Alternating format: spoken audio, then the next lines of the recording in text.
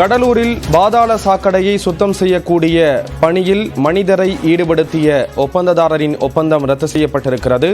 விவரங்களோடு இணைகிறார் செய்தியாளர் பிரேம். தகவல்களை பகிர்ந்துக்கலாம்.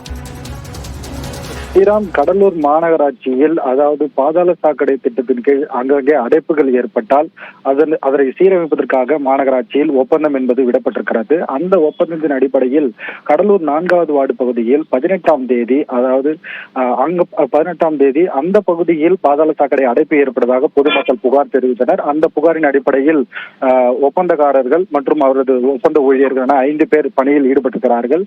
அப்போது புதுப்பாளையத்தைச் சேர்ந்த ரஞ்சித் என்பவரை அந்த பாதாள சாக்கடைக்கு உள்ளே இறங்கி சுத்தம் செய்யும் பணியில் ஈடுபடுத்தியிருக்கிறார்கள். இதனால் பெரும் பரபரப்பு ஏற்படுத்தியிருக்கிறது. குறிப்பாக மனித கழிவுகளை அகற்றக்கூடாது என நீதிமன்ற உத்தரவும் இருக்கிறது, தடை உத்தரவும் இருக்கிறது.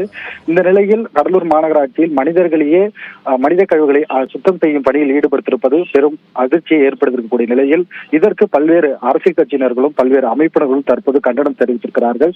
காலையிலிருந்து நாம் செய்தி வெளியிட்டதன் அடிப்படையில் மாவட்ட ஆட்சியரும் உடனடியாக விசாரணை நடத்த உத்தரவிட்டிருந்தார். அந்த உத்தரவின் பேரில் கடலூர் மாநகராட்சி ஆணையராக இருக்கக்கூடிய அணு ஐஏஎஸும் அதிகாரிகளை சம்பவ இடத்திற்கு விரைந்து சென்று விசாரணை நடத்த உத்தரவிட்டார். அதனைத் தொடர்ந்து விசாரணையும் நிறைவு செய்வதில் 18ஆம் தேதி இந்த சம்பவம் நடைபெற்றதாகவும் இந்த நிலையில் இது குறித்து ஒப்பந்தக்காரரிடம் அணு ஐஏஎஸ் அவர்கள் கடலூர் மாநகராட்சியோட ஆணையர் நேரில் அழைத்து விசாரணை செய்ததில் அந்த ஒப்பந்தக்காரரின் பதில் என்பது திருப்திகரமாக இல்லை என்பதால் உடனடியாக இந்த ஒப்பந்தத்தை தற்போது ரத்து செய்திருக்கிறார்.